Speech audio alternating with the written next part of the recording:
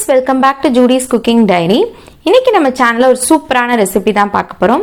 வீடியோக்குள்ள போறதுக்கு முன்னாடி கீழ இருக்கிற red colour subscribe button press பண்ணிட்டு பக்கத்துல இருக்கிற பெல் ஐகான் பிரஸ் பண்ணிக்கோங்க. நாம இன்னைக்கு ரொம்ப சுவையான ஈஸியா செய்யக்கூடிய பூண்டு சட்னி எப்படி செய்யறதுன்னு பார்க்கலாம். வாங்க வீடியோக்குள்ள போலாம். ஃபர்ஸ்ட் கடாயில 1 டேபிள் ஸ்பூன் அளவுக்கு நல்லெண்ணெய் சேர்த்துக்கோங்க. பூண்டு வெங்காயத்தை போட்டு நம்ம வதக்கி எடுத்துக்க போறோம். 20 சின்ன வெங்காயத்தை அப்படியே முழுசாவே சேர்த்துக்கோங்க.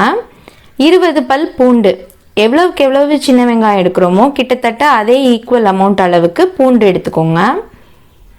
ஃபர்ஸ்ட் வெங்காயம் சேர்த்துட்டு நல்லா வதக்கி விட்டுக்கோங்க.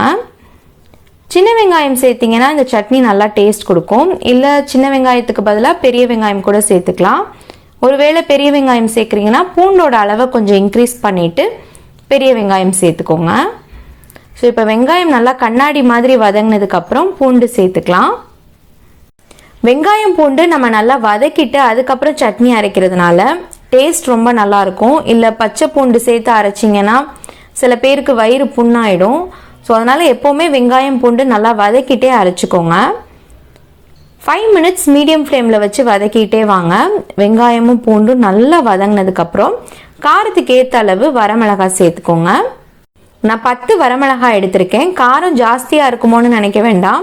ஏன்னா கொஞ்சமாக புளி சேர்த்துக்க போகிறோம். நல்லெண்ணெயில் தாளிக்க போகிறதுனால அது சுத்தமாக காரத்தை எடுத்துரும். அதுவும் இல்லாமல் நம்ம சட்னிக்கு தக்காளி சேர்க்க போகிறதுல இந்த வரமிளகாவோட கலர் மட்டும்தான். ஸோ தக்காளி சேர்க்காம வெறும் வரமிளகாய் கம்மியாக சேர்த்திங்கன்னா சட்னி வெள்ளையாக இருக்கும். இல்லை நீங்கள் காரத்தை கம்மி பண்ணிவிட்டு ஒரு 6 வரமிளகாய் சேர்த்துட்டு 4 காஷ்மீரி மிளகாய் கூட சேர்த்துக்கலாம். அது நல்லா பிரைட் கலர் கொடுக்கும். இதில் கொஞ்சமாக புளி சேர்த்துட்டு நல்லா வதக்கி விட்டுக்கோங்க. அந்த வரமிளகாய் நல்லா வதங்கினதுக்கப்புறம் அடுப்பை ஆஃப் பண்ணிவிட்டு இந்த சட்னிக்கு தேவையான அளவு உப்பு சேர்த்துட்டு நல்லா ஆறுனதுக்கப்புறம் மிக்சி ஜாரில் போட்டு அரைச்சி எடுத்துக்கோங்க. நல்லா ஆறுனதுக்கப்புறம் கொஞ்சமாக மட்டும் தண்ணி விட்டு மிக்சி ஜாரில் நல்லா பேஸ்ட்டாக அரைச்சி எடுத்துக்கோங்க.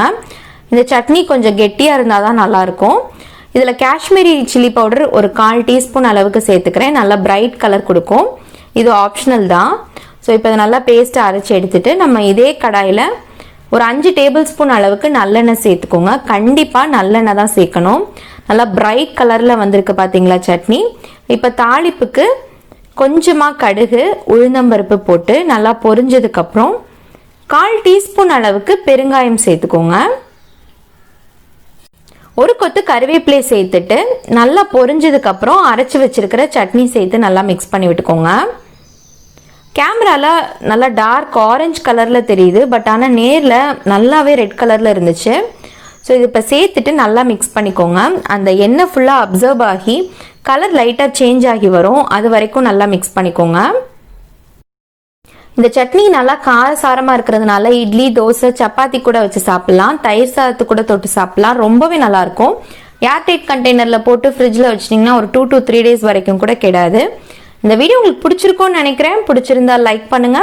மறக்காம நம்மளோட சேனலை சப்ஸ்கிரைப் பண்ணிட்டு பக்கத்தில் இருக்கிற பெல் ஐகான் ப்ரெஸ் பண்ணிக்கோங்க. இதே மாதிரி இன்னொரு சூப்பரான ரெசிபியில் உங்களை மீட் பண்ணுறேன். அது வரைக்கும் ஸ்டே டியூன். தேங்க்ஸ் ஃபார் வாட்சிங்.